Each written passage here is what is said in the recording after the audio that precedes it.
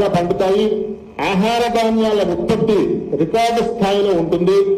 ఆహార ధాన్యాల నిల్వలు పెరుగుతాయి. ఇతర దేశాలకు ధాన్యం రకాలు ఎగుమతి చేస్తారు.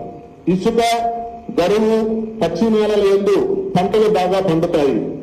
శనగ, గోధుమ, మిర్చి, ధనియాలు విశేషంగా పండటం వల్ల ఎగుమతి ఎక్కువగా చేస్తారు. కాగితం, పంచదారలను కూడా ఎగుమతి చేసి విదేశీ మారక ద్రవ్యం పెరుగుతుంది. దేశంలోని గుప్త జనాలను వెలికి తీయుట, నూతన చట్టాలను చేస్తారు. కొన్ని విషయాల్లో రాజ్యాంగబద్ధంగా ఏర్పడిన సంక్షోభాన్ని తగ్గిస్తారు. చిన్న తరహా పరిశ్రమల వృద్ధి జరుగుతుంది. బంగారము, వెండి ధరలు హెచ్చుతగ్గులుగానే ఉంటాయి.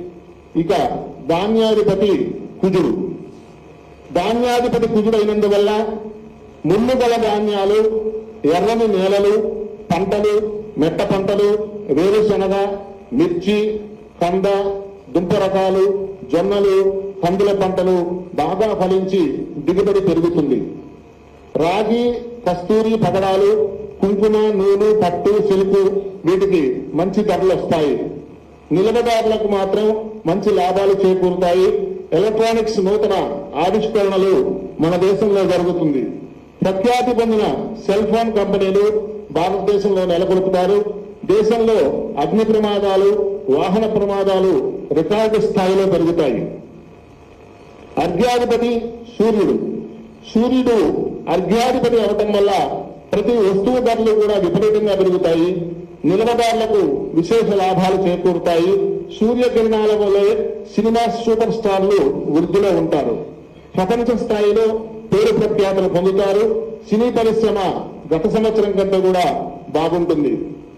జర్నలిస్టులకు ఆదరాభిమానాలు పెరుగుతాయి. కొన్ని ప్రత్యేక పథకాలను ప్రవేశపెడతారు. పశుగణాభివృద్ధి, పాడి పరిశ్రమల వృద్ధి, ఎలక్ట్రానిక్స్, కంప్యూటర్, విద్యుత్ పరిశ్రమల్లో పారిశ్రామిక విధానాల్లో కూడా అనేక మార్పులు, అనేక సంస్మరణలు చేసి కొంతవరకు నిరుద్యోగ సమస్యలను తీరుస్తారు.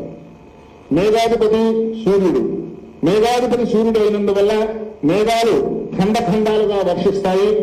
కొన్ని మండలాల యందు అతివృష్టి, కొన్ని మండలాల యందు అనావృష్టి కూడా ఉంటుంది. సకాలంలో నైరుతి ఋతుపవనాలు ప్రవేశించినా కూడా వర్షాలు కురవక ఆలస్యమయ్యే పరిస్థితి గోచరిస్తూ ఉన్నది.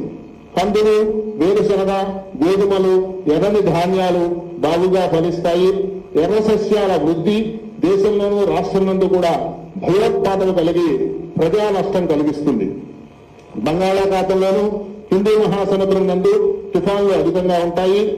తీర ప్రాంతంలో ఉన్న వారికి నష్టాలు, పంటలు పాడవులు. దక్షిణ దిశలో మేఘాలు పుట్టుట వల్ల దక్షిణ, పడమర రాష్ట్రాల యందు అధిక వర్షాలు కురియును.